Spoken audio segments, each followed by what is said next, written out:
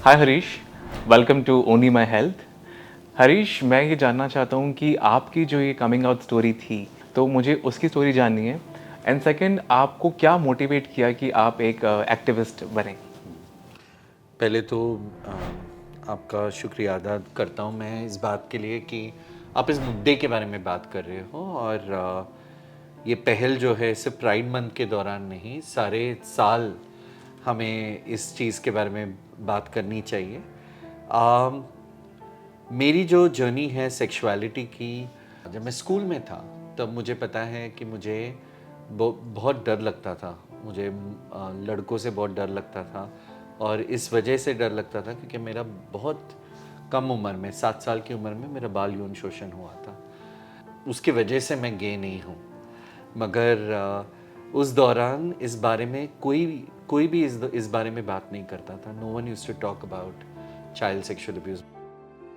मैं बात कर रहा हूँ 1989 की, 1988 की, जब मेरा बाल यौन शोषण होता था।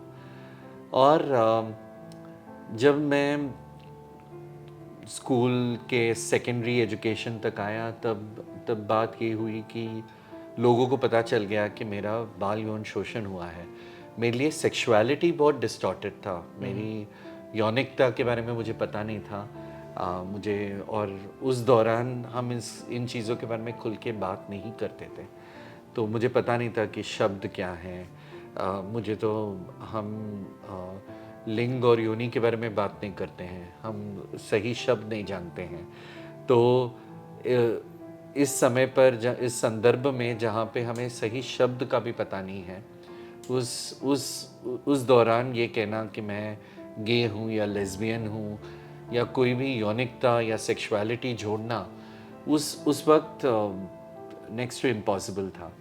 मगर ये हुआ कि जब लोगों को पता चला कि मेरा बाल यौन शोषण हुआ है, तब लोगों को ये लगता था उस दौरान कि बाल यौन शोषण सिर्फ लड़कियों का हो सकता है, और शोषित लड़की होती है और शोषण करने वाला आदमी होता है।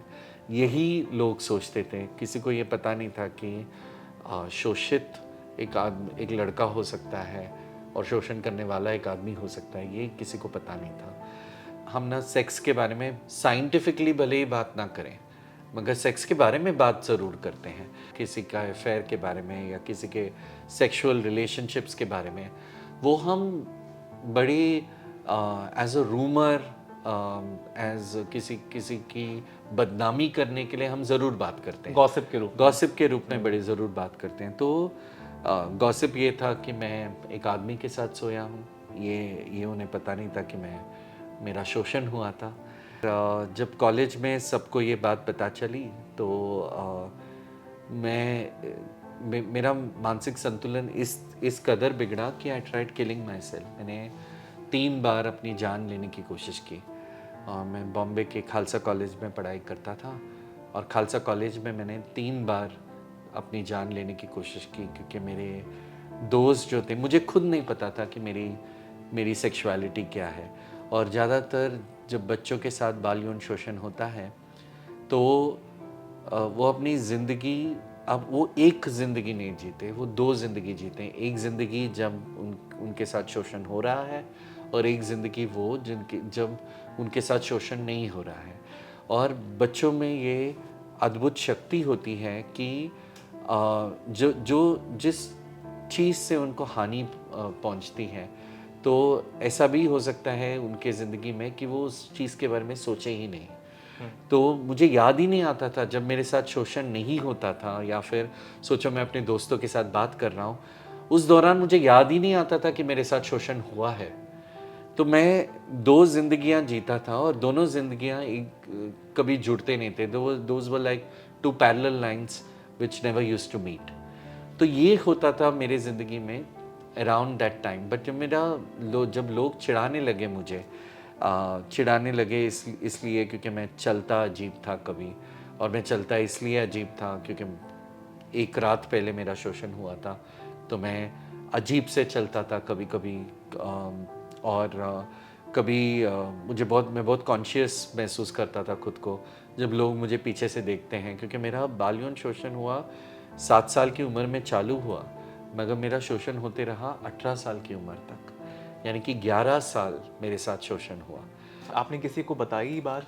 बताने की कोशिश की। बच्चों के पास शब्द नहीं होते हैं, और उस दौरान जब जब ये लैंग्वेज था ही नहीं, जब इतनी अवेयरनेस, आज ये सोचना, आज हम सोच नहीं पाएंगे कि यार ऐसे कैसे हो सकता है। अभी तो टीवी चालू करो तो टीवी में ही हम बहुत सारी चीज़ें दिख जाती हैं, मगर ये एक ऐसा समय था जब लोग बात नहीं करते थे, अवेयरनेस बिल्कुल नील था।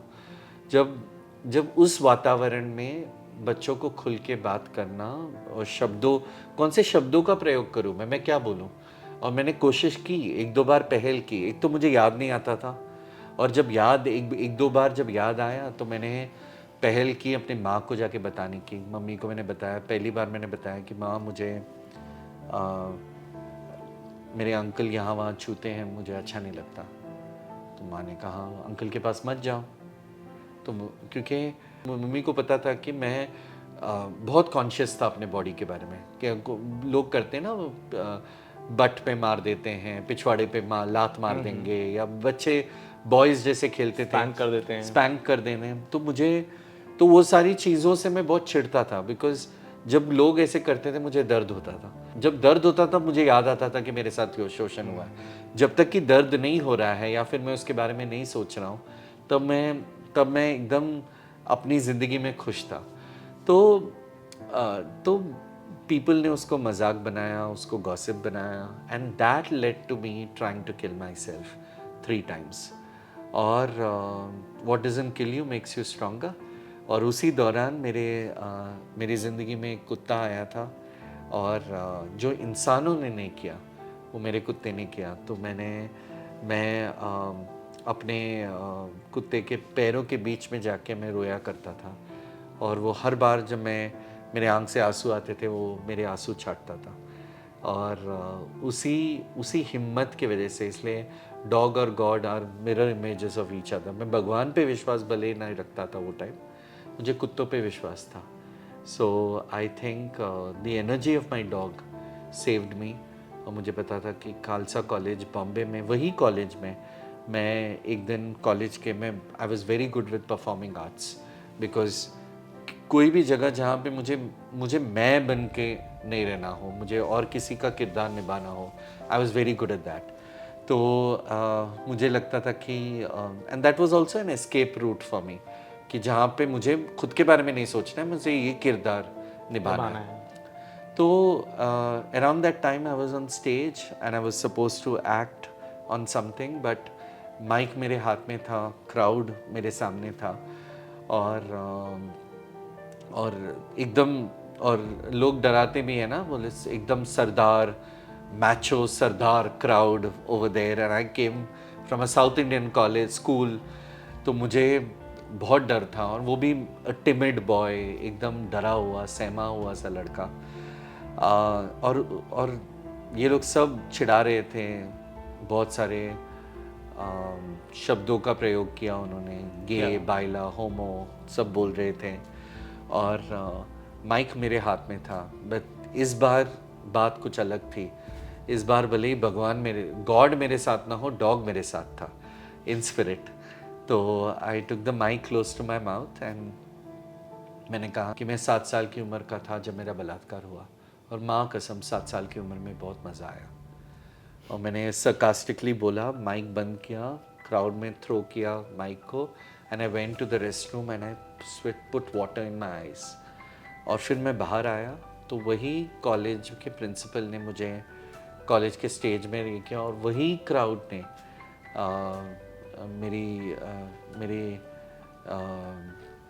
मुझे स्टैंडिंग ओवेशन दिया, मेरी हिम्मत को सराहा। क्या बात है। और आज अगर मैं कुछ हूँ तो मैं अपने डॉग की वजह से हूँ, वाहेगुरु की वजह से हूँ, वाहेगुरु दा खालसा, एंड और खालसा कॉलेज के वो सारे स्टूडेंट्स जिन्होंने मेरा तिरस्कार किया, जिन्होंने मेरा मजाक बनाया, बट मेरे साथ भी खड़े हुए, उसी शिद्दत से मेरे साथ खड़े हुए, and I became a part of every college festival का हर इवेंट में मैं मेरी भागीदार, मैं हर चीज़ में था। I participated in everything. Sometimes I participated twice and thrice over, and I was the only one allowed to participate that way. So I think that became an example of the fact that लोग बुरे नहीं होते. मुझे नहीं लगता है कि वो लोग जो खालसा कॉलेज में पहले थे और वो लोग जो खालसा कॉलेज में बाद में जिन्होंने मुझे, वो सब वही इंसान थे. जिन्होंने मेरा मजाक उड़ाया वही लोग थे जो मेरे साथ खड़े हुए. तो मुझे लगता है कि इंसान में दोनों तरीके की शक्तियाँ होती हैं, अच्छी भी और बुरी भी. और अब अगर आप अगर किसी का बुरा इमेज अगर आप देख रहे हो, बुरा चेहरा आप देख रहे हो, तो ये बात लाजमी नहीं है कि वो हमेशा बुरा रहेंगे. ये भी हो सकता है कि वो इस बात में भले ही बुरे हों, एक समय ऐसा भी आ सकता है कि वो पूरा पलटी मार सकते हैं और they could do something positive also. So my faith in people, इंसानियत पे मेरा जो भरोसा है वो कायम है, क्योंकि मुझे लगता है कि जो इंसान दुर्व्यवहार कर सकता है, अभद्र व्यवहार कर सकता है, वही इंसान अच्छा भी बन सकता है, समाज सेवक भी बन सकता है. और आई थिंक ये आपका वो टर्निंग पॉइंट था जहाँ पर आपने 11 साल की वो आई वुड से भड़ास कहूँ या चीज़ें जो आपने दिल के अंदर छुपा के रखी हुई थी, आपने उस दिन बाहर निकाली. और आई थिंक उसके बाद से आपका एक एज एन एक्टिविस्ट आपका एक रोल या एक क्या कहते हैं एक दूसरा कैरेक्टर या एक सशक्त कैरेक्टर बाहर निकल कर आया. कभी कभी क्या होता है कि मैंने कभी ये नहीं सोचा कि मैं एक्टिविस्ट बनूंगा. ये मुझे पता नहीं था, ना ही मेरे ज़िंदगी का ये प्लान नहीं था. ये ज़रूर बोलता था एक ज़माने में कि मैं एक्टर बनूंगा, क्योंकि मुझे श्रीदेवी बहुत पसंद थी, श्रीदेवी के फिल्में बहुत पसंद थी. तो मुझे बड़ा होकर मुझे बस एक चीज़ बनना था, मुझे श्रीदेवी बनना था. बट एक्टिविस्ट कभी मेरे जहन में भी नहीं था ये बात. और मैं मानता हूँ कि हम में से हर कोई एक एक्टिविस्ट है. जब आप शिद्दत से अपने किसी और के लिए खड़े होते हो तो आप एक्टिविस्ट हो.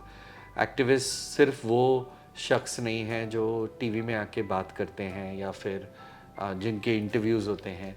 हर कोई जो किसी और के लिए खड़े हो सकते हैं, भले इंसान हो, इंसान के लिए या जानवर के लिए या प्रकृति के लिए, किसी के लिए भी खड़े हो. हम दिल्ली में हैं, यहाँ प्रकृति का बड़ा द्वारका में बहुत बड़ा द्वारका के फॉरेस्ट के लिए भी ये करें. जो भी वहाँ खड़े होते हैं, you don't need to stand only for human beings. जिनके लिए भी आप खड़े हो, आप एक्टिविस्ट हो. और ये इम्पॉर्टेंट है कि आपके वॉइस में बहुत सारे, और जब आपको प्लेटफॉर्म मिलता है तो आपको ये आपका ज़िम्मा बनता है कि आप उन सारे वॉइसेस को भले ही ना रिप्रेजेंट करो, क्योंकि वो खुद के वॉइसेस को रिप्रेजेंट कर सकते हैं, मगर उन मुद्दों के बारे में भी बात करो, ताकि आप ये जो conversations are the genesis of change. अगर आप बात नहीं बदलोगे तो दुनिया भी नहीं बदलेगी.